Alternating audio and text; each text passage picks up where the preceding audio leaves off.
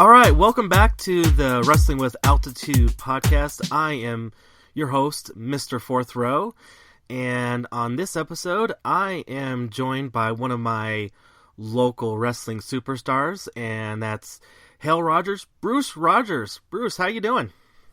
I'm doing good, man. Good to hear. Well, I want to thank you for coming on to the podcast. I really appreciate it. Oh, you're very welcome. Very unique. I've never done a podcast before. I'm an avid podcast listener, but have never been on one, so this is definitely unique. Oh, cool. Awesome. So let's start at the beginning. Did you grow up watching wrestling as a youngin'? Yes, I'll admit, though, I got into it late in the game. My older brother, he's about 11 years older than me. He was actually into pro wrestling in the 80s and 90s, the boom period. And my younger brother watched wrestling before I did. He was watching it during the Attitude Era days in the late 90s or so. I didn't start watching until 2002, the summer of 2002. I was about 12 years old at the time. I remember like one of my earliest episodes I watched was SmackDown, and it was when Cena debuted. So that's about my timeline for watching pro wrestling started. Well, God, that's interesting. How you are you like the extremely middle child of your with your siblings? Yes, I am the third of four. Okay. So, well, that's very interesting that your older got of course the older and the younger kind of got like one era before you did, because they call the Attitude Era, which you probably got. I consider it's kind of what they call the reality era, kind of in there somewhere, because things kind of evolved and that kind of stuff. So did you so with your watching, who was like kind of your favorites to watch? Starting out, my two favorites probably would have been like Kurt Angle. I was a big Eddie Guerrero fan as well. I had just started wrestling for my middle school too, so yeah, definitely Kurt Angle was a favorite of mine. I loved Brock initially. I actually started watching wrestling because if you remember, 2002 was the year the Scorpion King came out, and I became a fan of The Rock. And my brother's like, "Well, why don't you watch wrestling then?" So it finally dragged me into watching wrestling. And so you were participating in wrestling in school, and then you saw the dramatic flair that where you put a storyline behind it, and is that what kind of got you hooked? Yeah, it was adding that. I didn't like wrestling when I was younger. It did scream phony to me, unfortunately. I still like regular sports like football and baseball, basketball, and hockey, but yeah, pro wrestling couldn't grab my interest. But I am also an avid reader, and I do watch a lot of movies. So when it came to adding the storylines and the characters, it started drawing me in a little bit more than the average sport did at that time. Yeah. So then what made you say to yourself, I think I can actually do this? Ooh. I think when maybe they started pushing more of the smaller, believable guys, because I never thought I could be built like a Hulk Hogan or like a Rock or like Brock. I was tall, but I could never put on the muscle mass.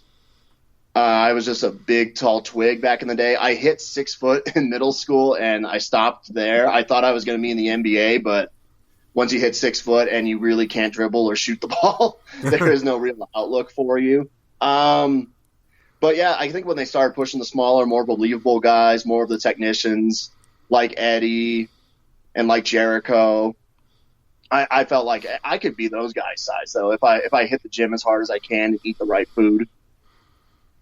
All right. So how did you get started? Did you go to a wrestling school, or just kind of went in all feet first, or or how did you get started? It was right after my senior year of high school wrestling ended, and this was the MySpace days back in 2008. I found the Butcher Shop. Okay. which was located on 104th back in the day in North Glen. So when my high school wrestling ended, I started right into pro wrestling. Unfortunately, the first few years, I couldn't really commit as hard as I wanted to because I was going to college and working sometimes 2 jobs at the same time, and I just couldn't give my all. I would come to training as often as I could. I'd do probably 1 or 2 shows a month, which, at the end of the day, that's not really hacking it. It wasn't really until these last 4 years I started getting in a lot better and getting on more shows. So these last about 3 or 4 years, minus like the injury years, I've been able to put a lot more into it. And so how long have you been in the professional wrestling business? It was sometime in March of 2008 when I had my first training session. So about then, give or take a few months so I've had to take off because of injuries or because of work commitments, but about 10 years on and off right now. Yeah. And so you, I hate to bring up maybe a sore subject, but you just recently, and this is kind of, I think, really interesting timing that we are recording, I believe, 1 year to the date that you came back from your most recent injury. Is that correct? Yep, I got to come back, and I got to, I think it might have been like a day or 2 ago was the anniversary. I know I posted that picture today. I think that was just the anniversary. I got the picture. Okay. But close enough. Yeah, close enough though. Yeah, it's been about a year since I've came back. I got the tag up with my buddy Miracle, so that was great that he would do that for me to be my tag partner in my match back. Yeah, that was definitely a year I'd had to scratch off, unfortunately. What most people don't know, it was more than in the ACL injury. Unfortunately, about 2 months into my rehab, I got in a really bad car wreck, which slowed down my rehabilitation. I had to deal with some neck and back issues along with the knee surgery. So it was more than just a knee surgery, unfortunately, at that time. Yeah, but, I think I saw you. You still were hanging out and going to shows and hanging with the boys and stuff. So, I bet that helped a little bit, but also got you anxious to, I want to get back. Oh, yeah, it got me pretty anxious. I know, Miracle was having a lot of success that year, and he's probably one of my closest friends for wrestling outside of wrestling. And then Cody was doing a lot of things, too. And he's a little ambitious guy.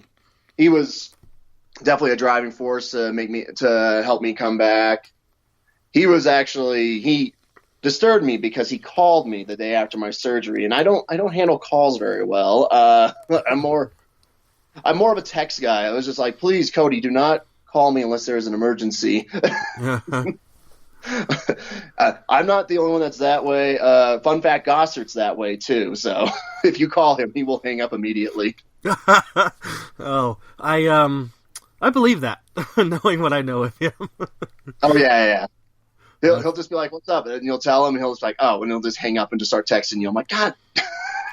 That's funny.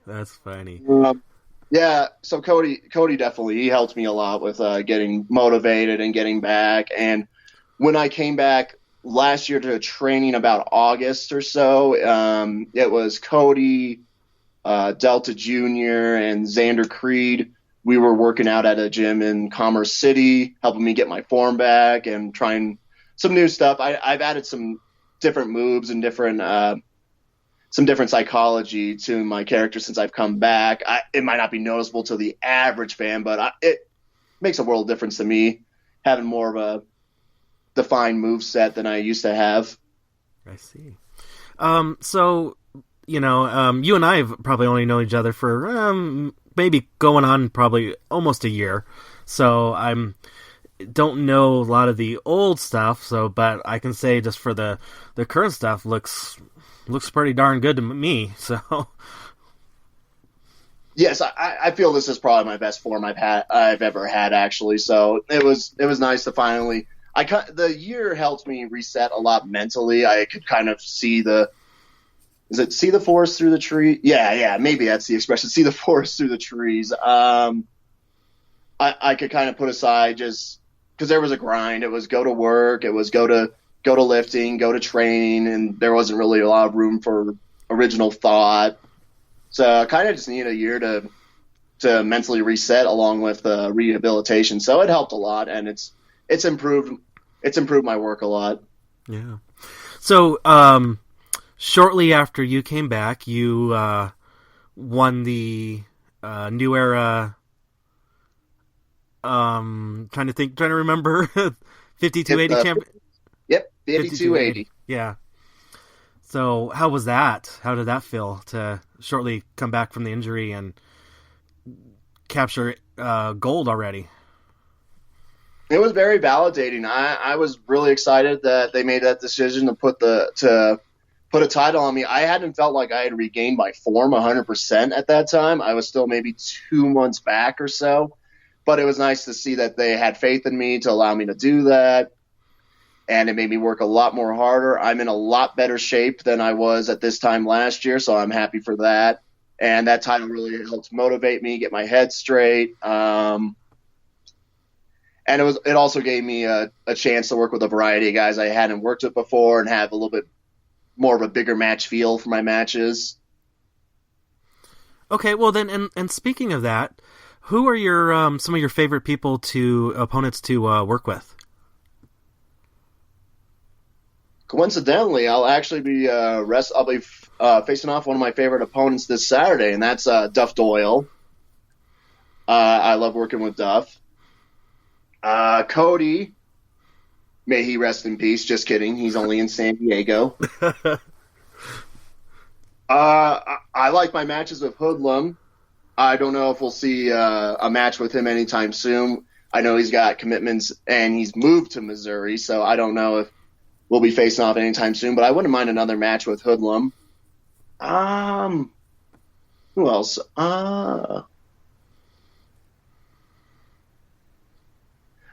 I've only been able to work with him limitedly, but I do enjoy working with big guns.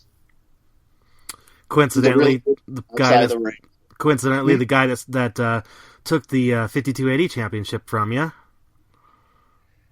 Yeah, we have that axe to grind, but I agree with him at least on his social media statuses, so we have that working for us. But I like to work with him at least a few more times. Delta would be fun to work with more. I know we're always on the opposite spectrum when it comes to these shows sometimes, but I would like to face off with Delta. I've never had a one-on-one match with Delta, actually, come to think of it.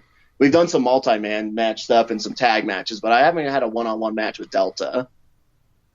All right. Well, same question, but on the tag team spectrum, who are your favorite people to tag with?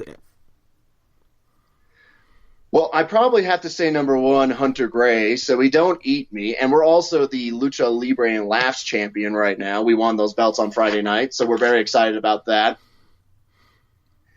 After that,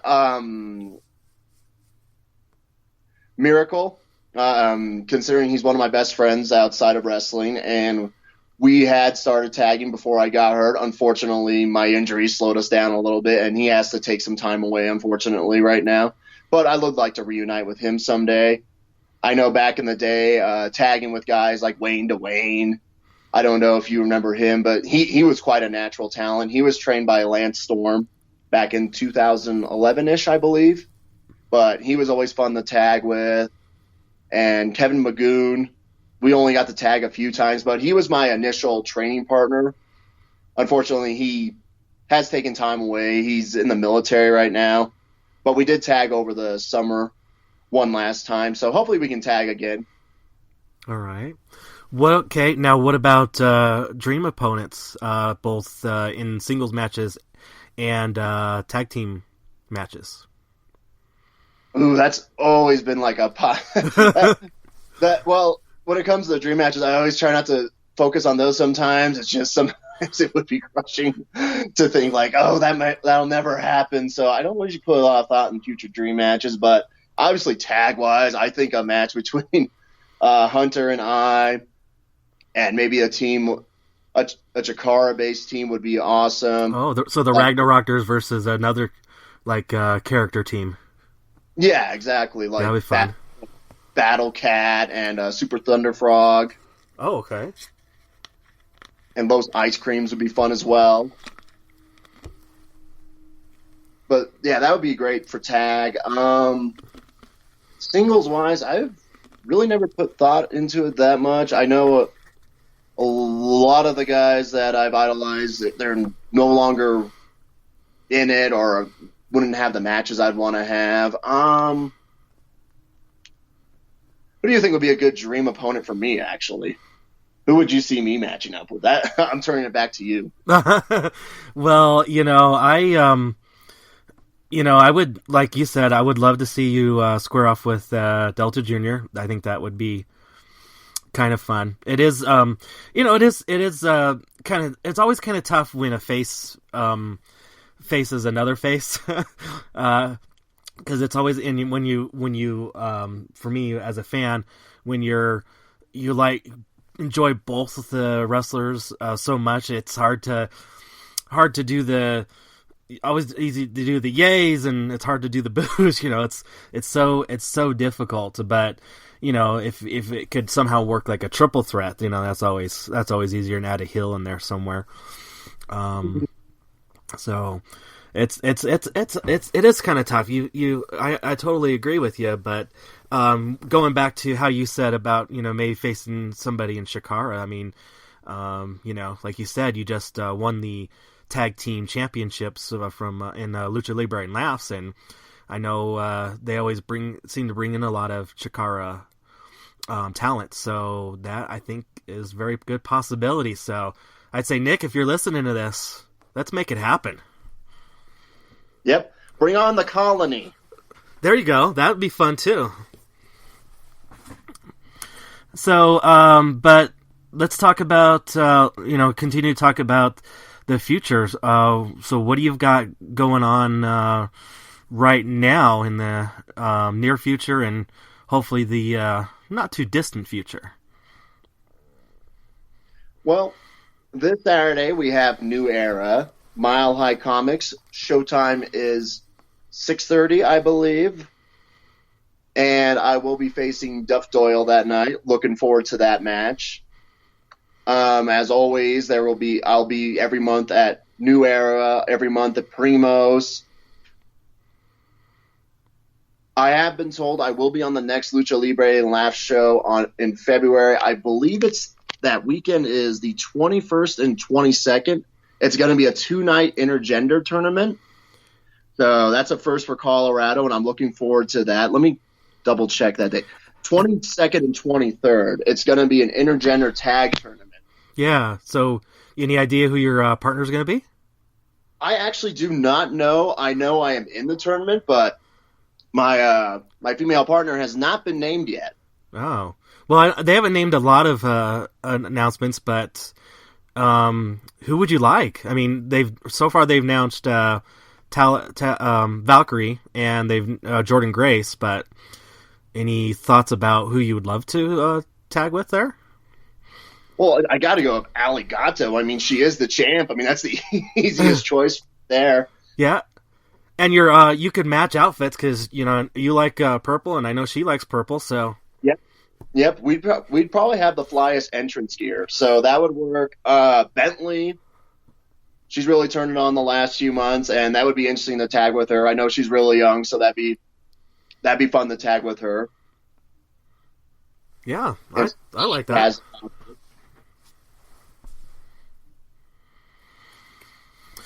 All right. Well, so Bruce, like I said, so what? So any other promotions that you wrestle in besides New Era, Lucha Libre and Laughs, and Primos? CSW, I am going to be more of a regular there this year. I know some of the scheduling didn't work out last year. They were running on some of the show dates as New Era, but I should be a regular at CSW this year. There are a couple more promotions that are going to be popping up in the few months. I can't 100% confirm them yet, but I know I got some iron in the fire there regarding that. So just keep an eye on the calendar for me. I'll announce dates as soon as I know them. But yes, there there's a few more companies in the works here in Denver, so that's very exciting to hear. I might be collaborating with a friend of mine who used to be involved with wrestling and no longer is involved on a surface level of wrestling, but we are in talks of trying to get something started in Denver as well. So who knows? Maybe I might be throwing myself in the promotional game as well, but we'll see. Ooh. It'd be really hard, to be honest. How much of a pain in the butt I've been for some promoters. Now I have to be the guy. So that I don't know if I can be able to handle it, but we're trying to work out some details. So maybe more later this year, early next year. We'll see, though. Yeah. So you might be a little empathetic about being the promoter and being on the other side. You know, it's like, you know, okay, he's just being like how I was, huh? Exactly. Or I'm hoping to say, oh, no, it was really easy. Why did these guys make it so hard? Oh, fantastic. Well, before I let you go, why don't you tell the listeners if they want to follow you, like on social media, where it's your if you got Facebook, Twitter, etc. Yes, Facebook, there is my like page, the Bruce Rogers page. If you just search for Bruce Rogers Pro Wrestling on Facebook, it should be the very first results. Instagram is, it's simple. It's Hail Bruce Rogers, one word. And Twitter, it's, I have to double check mine. It is Hail Rogers 89 for the year I was born. Fantastic. So, well, Bruce, I want to thank you for coming on to the show, and I definitely will be there in person, I believe, this Saturday for New Era and for other shows in the future. So, once again, I thank you for coming on. You're welcome. I think I just thought of my dream match opponent, though. Oh, go ahead. I think, you know, he's a former WCW champion. He's rebranding himself, though. He's hitting the indies. I actually want a match with David Arquette. I think that would be a whole lot of fun. So, Nick, if you're listening, that would be a lot of fun for Bruce Rogers. Yeah, I could see that. I mean, yeah. So, what do you think about him? So we'll continue on. What do you think about him really getting into that? You know, do you think he caught the bug with the WCW and the Ready to Rumble movie and all that stuff like that, and then now he's just like, I want to do this? I mean, what are your thoughts about that? I mean, how could you not catch the bug? I mean, being in that WCW locker room at the time with Sting, DDP, Flair, and I'm sure being more evolved and it being the social media age, I'm sure for the last 5 or so years, he's probably read all of the naysayers, all the people that were saying he was the death of WCW, even though we all know there was a million other factors leading to that. Right. But I think it's awesome, and even better with all the attention he's received, all the bookings he's getting. He's not taking any of the money, and it's all going to charity. So at the end of the day, that's probably the best cause. Yeah, I agree. Yeah, and it you know, it's what wrestling's supposed to be. It's supposed to be about having fun.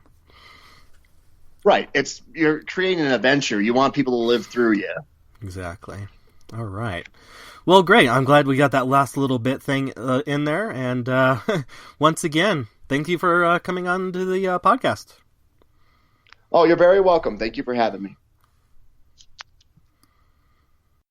Once again, a big thank you to Bruce Rogers for coming on to the podcast and letting us get to know him a little bit better and finding out about his wrestling career. His social media links will be posted in the show notes, so you can find them there. And since I haven't recorded a episode in a while, let me talk a little bit about what's been going on since the last time we've recorded. First of all, I've gone to, of course, a lot of shows. Rocky Mountain Pro, New Era, Colorado Springs Wrestling, Lucha Libre and Laughs had an event as well. Unfortunately, I was a little bit under the weather for that. And I even went to my first Primo show. So let me talk about that a little bit.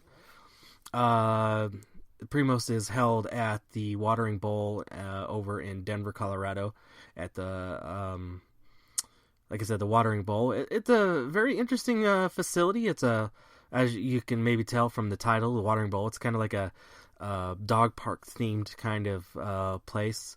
I think it's mainly the dogs are out in the day there, not at night where the wrestling takes event. I kind of like the setup. Was kind of cool. It's different. Wrestlers come out from a high down some stairs to get to the ring. That's kind of fun.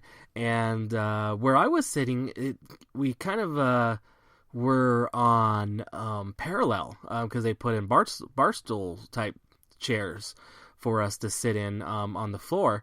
So we were kind of on level with the mat, and it actually kind of gave a different kind of perspective, I thought.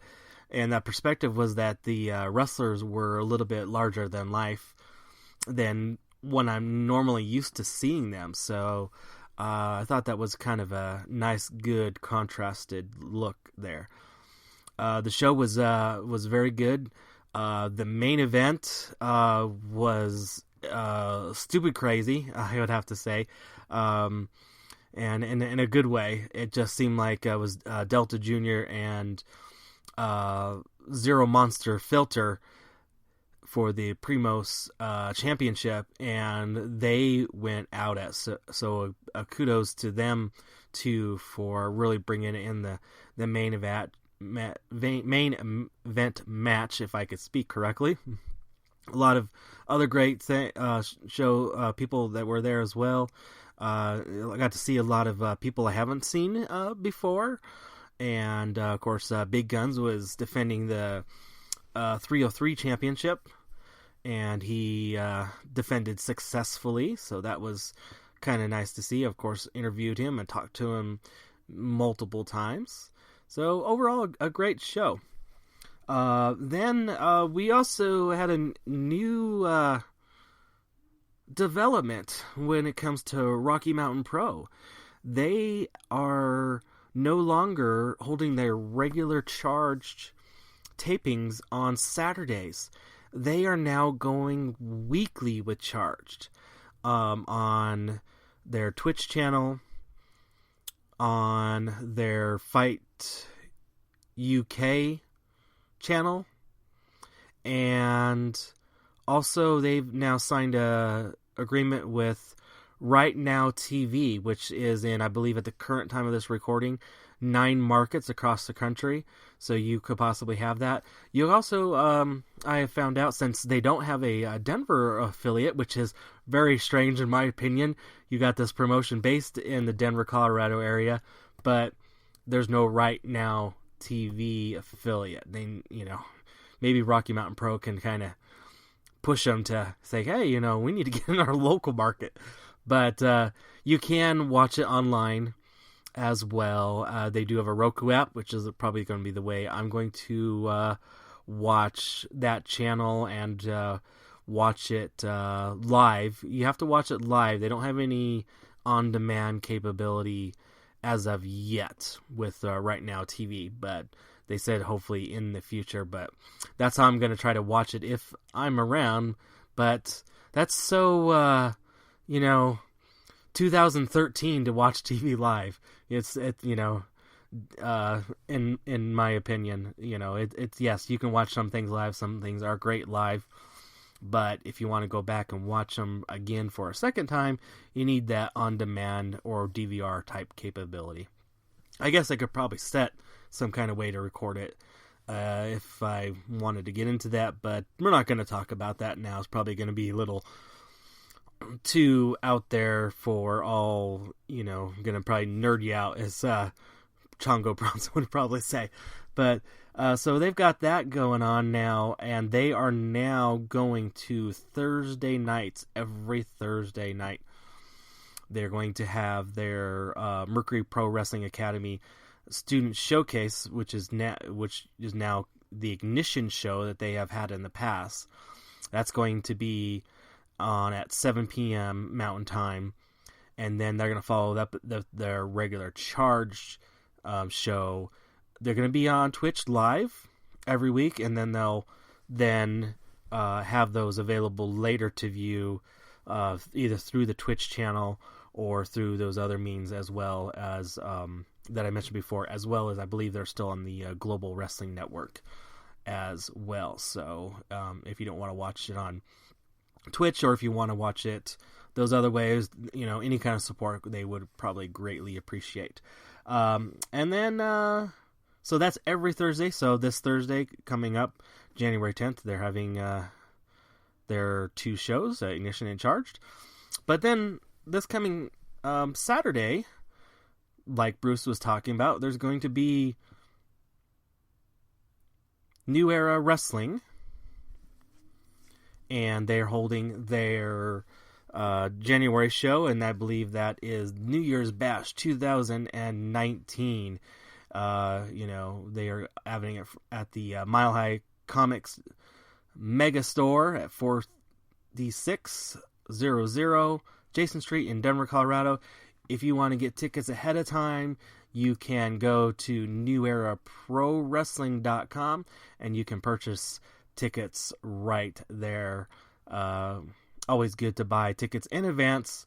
Like I saw on social media this week, buy those tickets in advance, because that will show the promoter, the artist, in this case the wrestlers, the promotion, that there is a want and a need, and you're supporting them ahead of time, and then they don't have to worry about filling the venue that they are in, or having to cancel a show and things of that nature. So that I totally agree with. Try to buy your tickets in advance. For example, neweraprowrestling.com for the New Era show on Saturday the 12th, and you can buy your tickets or even monthly or yearly passes to the Rocky Mountain Pro shows at rmpwrestling.com. So I think I have probably babbled enough at this point. Once again, thank you for Bruce Rogers for coming on to the podcast. Check him out, New Era Wrestling, this Saturday night at the Mile High Comics Superstore. So once again, that's my view, not from the cheap seats, not from the most expensive seats, but from the 4th row.